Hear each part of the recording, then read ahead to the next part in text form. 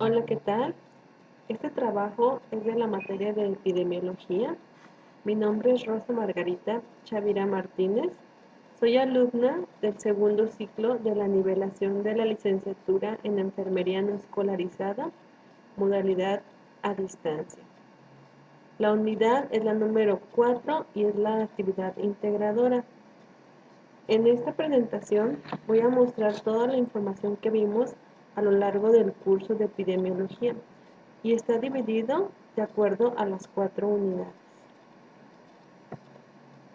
Iniciamos con la unidad 1, que es el desarrollo de la epidemiología, en el cual veremos qué es la epidemiología, cuáles son sus objetivos, quién es el padre de la epidemiología, las principales aportaciones del padre de la epidemiología, cuál es el método científico, el método epidemiológico y el método clínico. La epidemiología es el estudio de la distribución y los determinantes de estados o eventos, en particular de enfermedades, relacionados con la salud y la aplicación de estos estudios al control de enfermedades y otros problemas de salud. Vamos a ver sus objetivos. El objetivo número 1 es definir los problemas e inconvenientes de salud importantes de una comunidad. Describir la historia natural de una enfermedad. Descubrir los factores que aumentan el riesgo de contraer esta enfermedad. Predecir las tendencias de una enfermedad y determinar si la enfermedad o problema de salud es prevenible o se puede controlar. Otros objetivos serían determinar la estrategia de intervención, prevención o control que sea la más adecuada. Probar la eficacia de las estrategias de intervención, cuantificar el beneficio conseguido al aplicar las estrategias de intervención sobre la población y evaluar los problemas de intervención. De acuerdo a la epidemiología, es, los estudios epidemiológicos han aumentado nuestro conocimiento de los modelos de enfermedad y salud y en los últimos años han explicado las diferencias de proporciones de enfermedad dentro de una población, con el objetivo de descubrir, eliminar o controlar las enfermedades específicas. A continuación mencionaré quién es el padre de la epidemiología, que es John Snow. John Snow se basó en el registro de defunciones por cólera y sostuvo que el cólera se transmitía mediante la ingestión de una materia mórbida invisible al ojo humano, la cual debe actuar a nivel de los intestinos, produciendo un síndrome diarreico agudo que llevaría a una deshidratación severa. La historia de Snow es muy importante, ya que él a los 17 años tuvo su primer contacto con el cólera, atendiendo a muchísimos enfermos en una aldea minera. Él se empezó a basar en las defunciones que existían por el cólera y él empezó a darse cuenta que había distritos en los cuales la tasa de mortalidad era muy alta. Entonces él empezó a observar el por qué en ciertos distritos había una tasa de mortalidad más alta que en otro. Empezó a observar que de acuerdo al río de Támesis, los que se encontraban en el sur eran los que enfermaban más, porque ellos tomaban el agua más contaminada, y los que estaban en el norte, el agua era más limpia y no enfermaban tanto. Entonces, él vio que la materia mórbida era las heces fecales que se encontraban en el agua y que la gente bebía.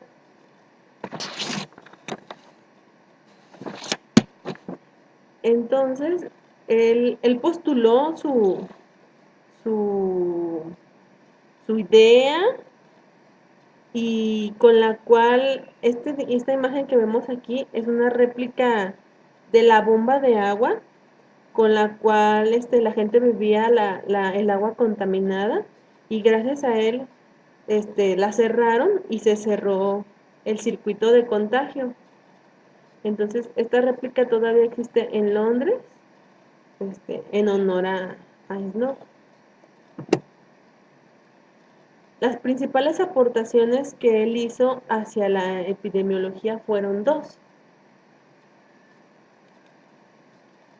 La primera habla sobre la anestesia, que es uno de los primeros médicos en el estudio del cálculo de dosis para el uso del éter y cloroformo como anestésico quirúrgico, permitiendo a los pacientes someterse a procedimientos quirúrgicos sin la angustia y el dolor que de otra manera la experimentarían. Él personalmente administró a la reina Victoria cuando dio a luz a sus últimos dos hijos. Él fue el de los pioneros en trabajar con la anestesia y el cloroformo y otros anestésicos. Y pues el segundo es el cólera. Después de sus cuidadosas investigaciones, incluyendo el trazado de casos en cólera en el mapa de la zona del río Támesis que les platicaba, Snow fue capaz de identificar una bomba de agua como la fuente de la enfermedad. Fueron sus dos principales aportaciones. Ahora hablaremos de qué es un método.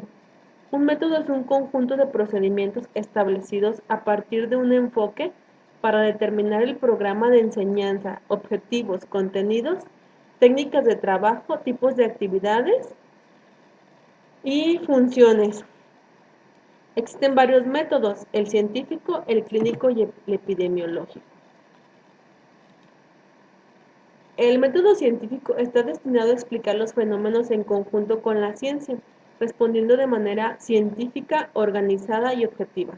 Se caracteriza por la observación, experimentación y dar respuesta a las preguntas. Aquí tenemos los pasos del método científico: observación, hipótesis, experimentación, teoría y ley.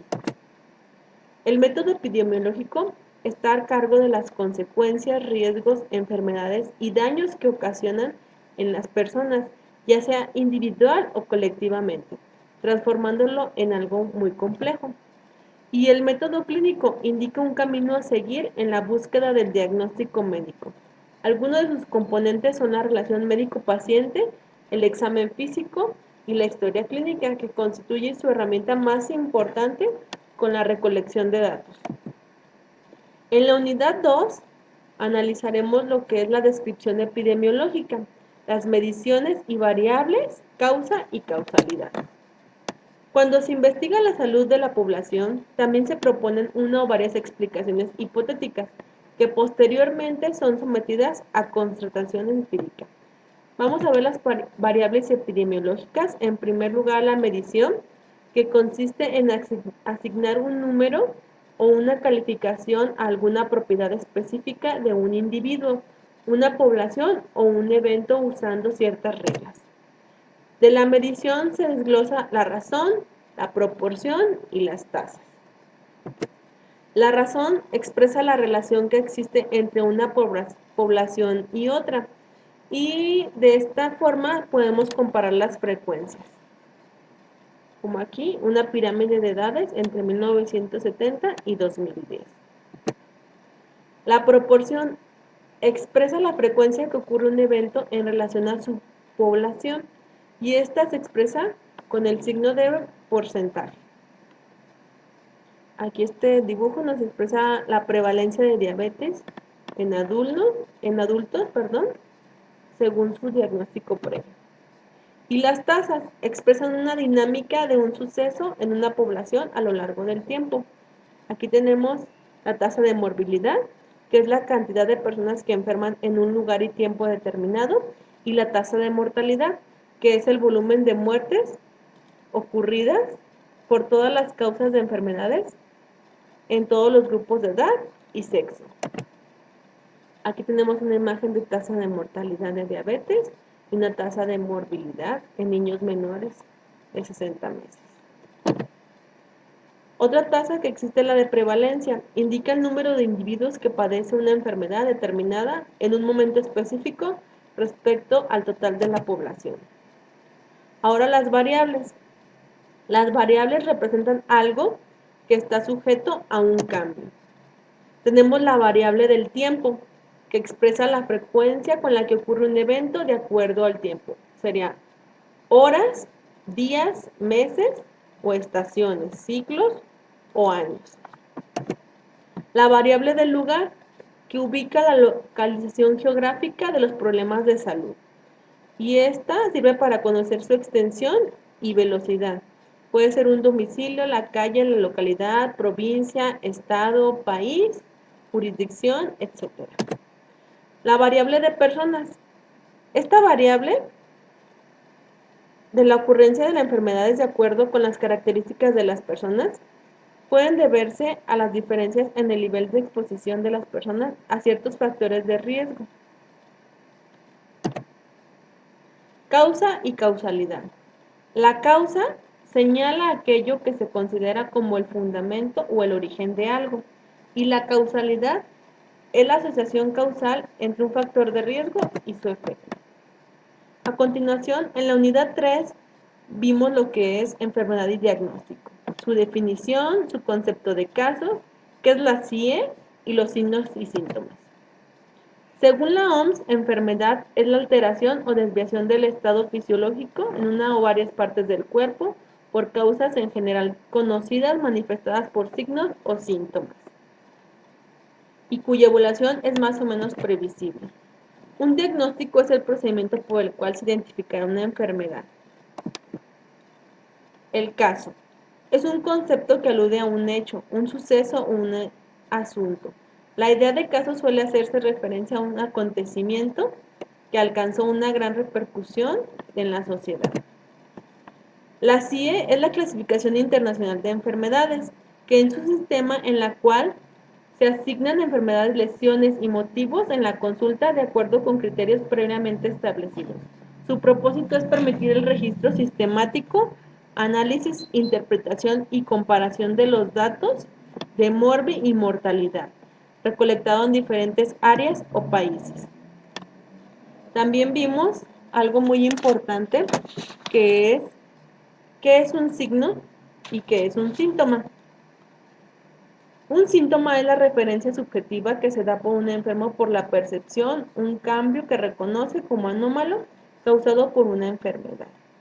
Entre los síntomas más frecuentes que vimos, dolor, mareo, náusea, fatiga, etc. Y un signo es cualquier manifestación objetiva consecuente de una enfermedad o alteración de la salud. Entre los más frecuentes de los signos es edema, eritema, estornudos, ictericia, hipo, ascitis, fiebre, hematuria, diaforesis, etc. En la unidad 4 desarrollamos el concepto de vigilancia epidemiológica, la norma oficial que lo rige y sus enfermedades sujetas a este estudio, a esta vigilancia. Vigilancia epidemiológica se define como el sistema que recolecta información sobre los diversos eventos de interés médico epidemiológico capaz de analizar información y proporcionar un panorama sólido que permita iniciar, profundizar y rectificar acciones de prevención y control. La norma oficial mexicana que la establece es la 017, en la cual se establecen los padecimientos y riesgos que están sujetos a notificación e investigación. Las enfermedades que están sujetas a vigilancia epidemiológica se dividen en prevenibles por vacunas, transmitidas por vectores y enfermedades zónicas, y aquí se describe lo que son cada una de ellas. El estudio epidemiológico es el conjunto de actividades intelectuales realizadas de forma sistemática con el objeto de generar conocimientos y se puede dividir en estudio de caso, que implica una investigación del entorno clínico, y el estudio de brote, que es la investigación de los factores epidemiológicos de 2 o más casos. Y aquí se da una clasificación de las enfermedades que pueden ser transmisibles y no transmisibles, emergentes y reemergentes. Aquí está la bibliografía y pues prácticamente eso es un poquito a grandes rasgos de todo lo que vimos en esta materia de epidemiología. Muchas gracias.